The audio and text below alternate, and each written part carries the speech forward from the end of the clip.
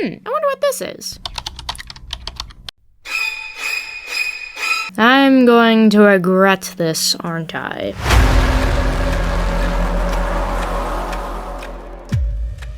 Hey everyone, today we're going to be talking about Eragon, a movie that was based on a book of the same title that I did not read, so we're doing this again. The movie opens up with a convenient expo dump where we are told that this country used to have dragon riders who were all killed by this big evil baddie dragon rider guy who wanted to take over everything for himself. And now the kingdom is under his evil reign. And then there's this princess who steals this super important thing that is found by a blonde farm boy who lives on his uncle's farm. On a remote planet. I mean, a remote village. I have something to trade. What is this? I found it. Hunting in the spine. Okay, I'm just gonna say the quiet part out loud. Why is Genius Eragon, oh, the farm boy is named Eragon, by the way. Why is he going to trade what looks like a massive sapphire for a piece of meat? The market value of that is just not the same. So the butcher's like, that's dangerous, take it away. So Eragon goes back to his farm and plays with his cousin, and I love how these two peasants, who are supposedly toiling in the heat and the dirt all day long, have this wonderfully, impeccably tousled hair. If the uncle dies in the fire, I'm going to lose it.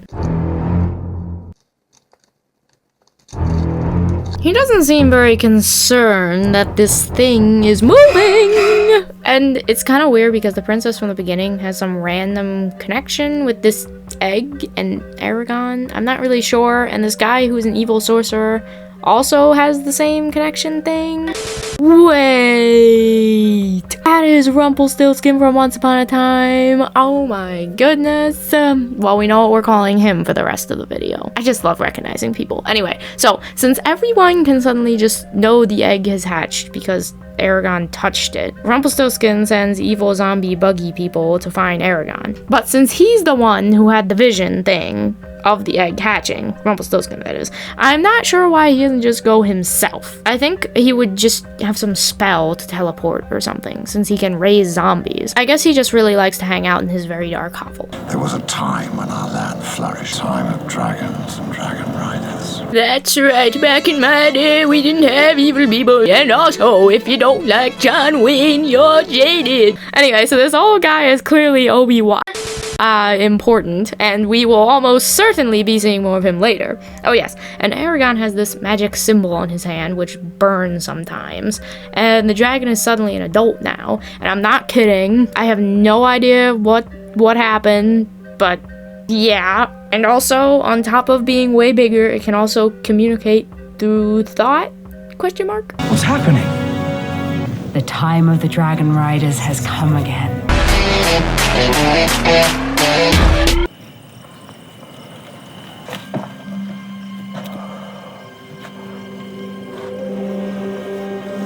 Get out! Did you hear me? Get out. So, I know he's curious and everything, but I'm pretty sure breaking into a grumpy old guy's house who probably has weapons of mass destruction in his basement is not the best idea. Mind your corn. Till your fields. I know your story is true. Well, Anyway, so the butcher guy from the beginning of the movie has been blabbing out to the zombie guy, so Eragon has to go and run to warn his uncle.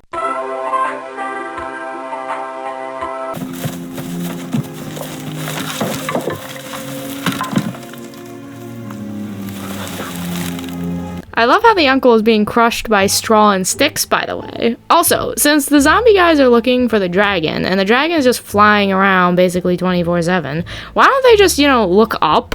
Like, Rumpelstiltskin can just borrow a telescope from the Mad Hatter. It's not that complicated, guys. Anyway, so Grumpy and Eragon escape to the mountains to find a whoopios called Varden. A dragon will only hatch if it feels the presence of its rider. I didn't ask for any of this. But you were chosen, nevertheless. Oh yes, of course. I hate chosen one stories, usually. I have skills. I can fight. Perhaps I underestimated you. Yeah, I saw those skills. Heavy air quotes as I'm saying that. Don't talk to anybody.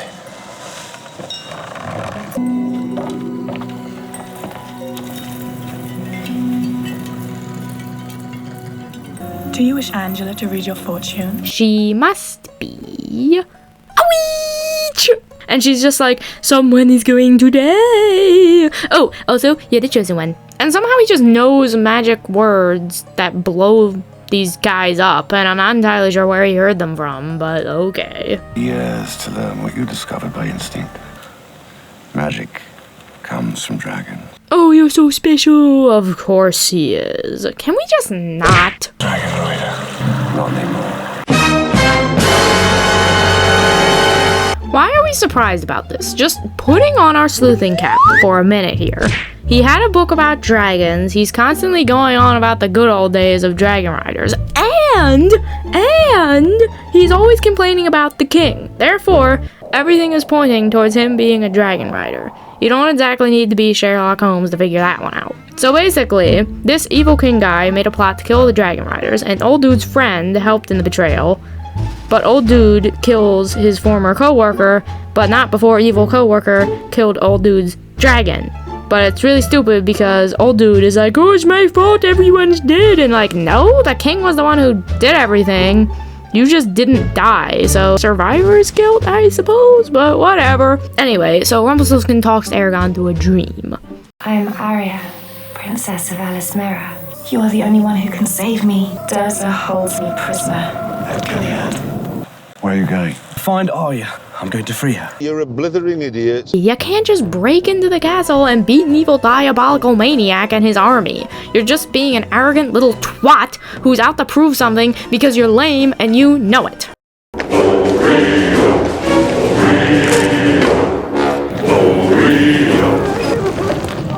You shouldn't have come. Forgive me if I stare. Expected someone a little more. Well, more. And as predicted, Eragon, the brilliant mastermind of the century, gets caught because he's an idiot. But Bronn shows up because apparently anybody can break into this lair and saves Eragon's useless hide. And some rando bow guy just shows up and decides to help. Also happens to be one of the worst actors in the world, by the way. I suggest you leave quickly. Okay. Okay, that may be an exaggeration, but he's pretty bad. Anyway, so they escape and old guy dies, predictably, I might add. And Eragon the princess finally gets to the Vargan, or the Varden. I don't remember if it's Vargun or Varden. I don't know, they get there. After walking for a ridiculously long amount of time, but Rumpelstiltskin finds out where they are, and he attacks the rebel base with a ghost dragon. And him and Eragon have a dragon duel, where we have the whole dragon might die shtick, and then of course she doesn't. And everyone is happy, and even though the evil king is still in charge, but it was already too long and boring and drawn out, so we don't want to hear about it. And then that's right where the movie ends. So this movie was really boring, badly paced, predictable, and frequently poorly acted, except for Jeremy Irons. And the writing was trash. Also, it was a blatant ripoff of Star Wars. Whoever was in charge of this film was the most uninspired hack I've ever heard of. Okay, so I just found out that the original book was written by a 16-year-old, so I kind of look like a major douchebag now. So in conclusion, it is my opinion that anyone should avoid this film at all and any cost.